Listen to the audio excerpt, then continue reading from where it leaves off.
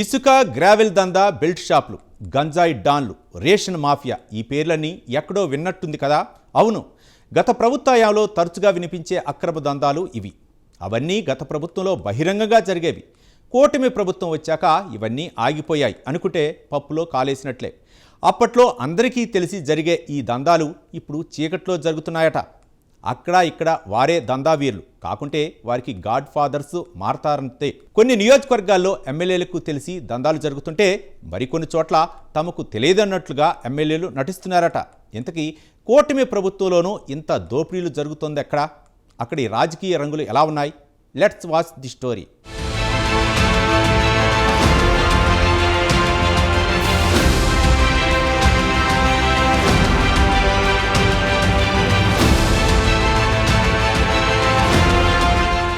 నెల్లూరు జిల్లా పేరు చెప్తే ప్రశాంతతకు మారుపేరుగా ఒకప్పుడు నిలిచేది. కానీ గడిచిన 6-7 ఏళ్లుగా నెల్లూరు జిల్లా భయభ్రాంతులకు గురవుతోంది.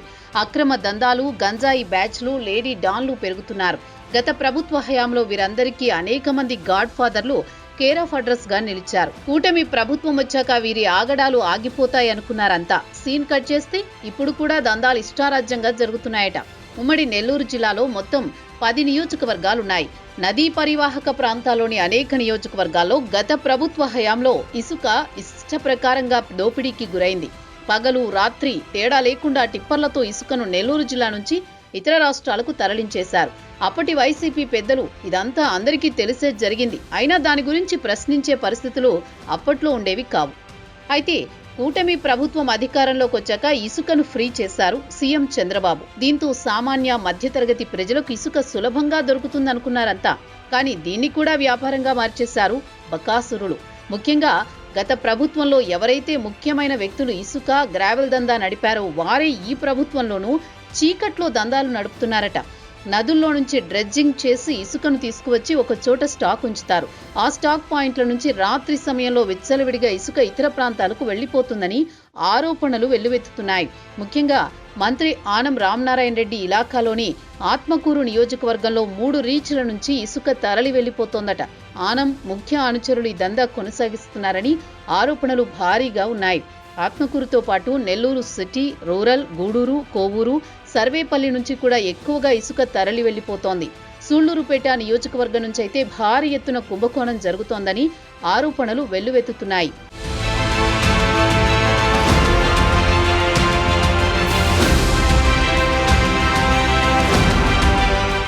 మరోవైపు గత ప్రభుత్వ హయాంలో మద్యం దుకాణాల కుంభకోణం అందరికీ తెలిసిందే. లిక్కర్ మాఫియా కేసులు ఇప్పటికీ కొనసాగుతున్నాయి.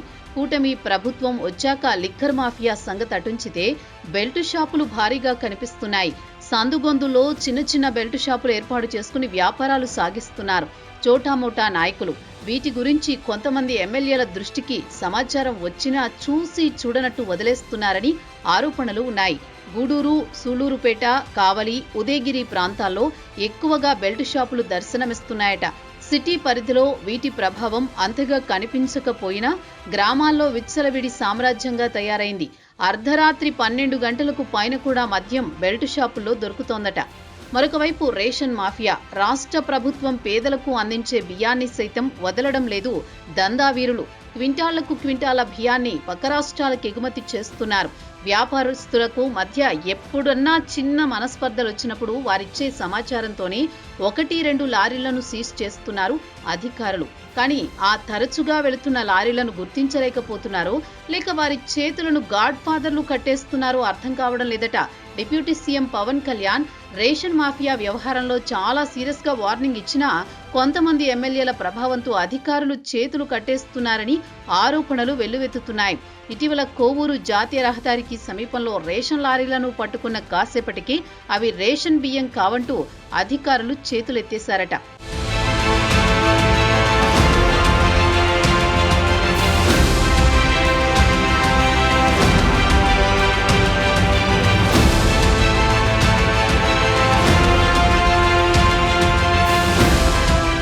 ఇటీవల నెల్లూరు జిల్లాలో హడలెత్తిస్తున్న పేరు గంజాయి. గత ప్రభుత్వ హయాంలో చిన్న చిన్న దుకాణాల్లో సైతం గంజాయి విచ్చలవిడిగా దొరికేదని ఆరోపణలు ఉన్నాయి. ప్రస్తుతం వాటిని నిర్మూలించేందుకు కూటమి ప్రభుత్వం ప్రయత్నిస్తోంది. అయినప్పటికీ కొంతమంది డాన్లు గంజాయిని ఇతర ప్రాంతాల నుంచి తెప్పిస్తున్నారట. యువత మీదకు గంజాయి ప్రభావాన్ని చూపించి వారి చేత అసాంఘిక కార్యకలాపాలను చేయిస్తున్నారట. ముఖ్యంగా నెల్లూరులో 2 లేడీ డాన్స్ వ్యవహారం ఈ మధ్య వెలుగులోకొచ్చిన విషయం తెలిసిందే. ఇటీవలే నెల్లూరులో గంజాయి డాన్స్ హత్య కూడా జరిగింది. ఈ హత్య జరిగిన తర్వాత నెల్లూరులో నేతలతో పాటు పోలీసులు హడావుడి చేశారు. కానీ కూటమి ప్రభుత్వం వచ్చి 1.5 కాలం గడిచింది. ఇన్ని రోజుల నుంచి అక్కడ గంజాయి వ్యాపారం జరుగుతున్నా పోలీసులు ఎందుకు చూసి చూడనట్లు వ్యవహరిస్తున్నారనే ఆరోపణ ఎక్కువగా ఉంది. పోలీసులు ఈ డాన్స్తో కలిసిపోయారా, లేక పట్టించుకోవడం లేదా, గాడ్ ఫాదర్ల ఆదేశాలేమన్నా ఉన్నాయా అనే ప్రశ్నలు ఉత్పన్నమవుతున్నాయి. ఇకపోతే జిల్లాలో వీటి గురించి పెద్దగా ఎవరూ పట్టించుకోవడం లేదు. వాస్తవానికి వైఎస్ఆర్ కాంగ్రెస్ పార్టీలో ఎవరైతే ఈ గంజాయి ఇతర సామ్రాజ్యాల్ని నడిపించారో వారే ఇప్పుడు ఆ సామ్రాజ్యాల్ని నడిపిస్తుండటంతో అడిగేవారే లేకుండా పోయారు. గ్రౌండ్లో జరిగే పరిస్థితులు రాష్ట్ర అధిష్టానానికి తెలియజెప్పాల్సిన ఇంటెలిజెన్స్ సైతం నిమ్మకు నీరెత్తినట్టు ఉందనే విమర్శలు వెల్లువెత్తుతున్నాయి. ముఖ్యమంత్రి కార్యాలయానికి నెల్లూరు జిల్లాలో జరుగుతున్న అక్రమ దందాల వ్యవహారాన్ని తెలియపరచడం లేదని తెలుస్తోంది.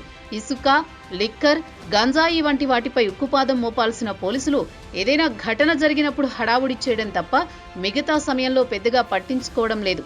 మొత్తానికి జిల్లాలోని 10 నియోజకవర్గాల్లోనూ టీడీపీ ఎమ్మెల్యేలు కొనసాగుతున్నారు. ఎన్నికలకు ముందు, ఎన్నికల తర్వాత వైఎస్ఆర్ కాంగ్రెస్ పార్టీ నుంచి కీలక నేతలు పార్టీలోకి వచ్చారు. వైసీపీ నుంచి వచ్చిన చోటామోటా లీడర్లు కూడా కూటమిలో ఉన్నారు. గత ప్రభుత్వంలో ఎమ్మెల్యేలు చేసిన అక్రమ దందాలు ఇప్పుడు తామెందుకు చేయకూడదనుకుంటున్నారో ఏమో, కానీ కొంతమంది ఎమ్మెల్యేలు యథేచ్ఛగా ఆయా దందాలకు అనుమతులు ఇచ్చేస్తున్నారట. జిల్లాలో ఎమ్మెల్సీ బీదా రవిచంద్ర బాధ్యతలు స్వీకరించారు. గ్రౌండ్ లెవెల్లో ఈ అక్రమ వ్యాపారాల వల్ల ప్రజల్లో టీడీపీకి కొంత వ్యతిరేకత వస్తుంది. ఈ తరుణంలో జిల్లాలో పార్టీ పరిస్థితులను సమీక్షించి అధిష్టానం దృష్టికి ఈ అక్రమ దందాల గురించి తెలియజేయాల్సిన బాధ్యత రవిచంద్రపై ఉందని పార్టీ శ్రేణులు చెబుతున్నాయి. ముఖ్యంగా వైసీపీ నుంచి టీడీపీకి వచ్చిన ఆ నేతల తీరును కొంత గమనించాల్సిన పార్టీ అధిష్టానం సైలెంట్గా వదిలేసింది. దీంతో గతంలో లేని పరిస్థితులు ఇప్పుడు జిల్లాలో కనిపిస్తున్నాయని పార్టీ శ్రేణులు చర్చించుకుంటున్నాయి. మరి అక్రమ దందాల వ్యవహారంలో రాష్ట్ర అధిష్టానం ఎలాంటి చర్యలు తీసుకుంటుందో వేచి చూడాల్సిందే.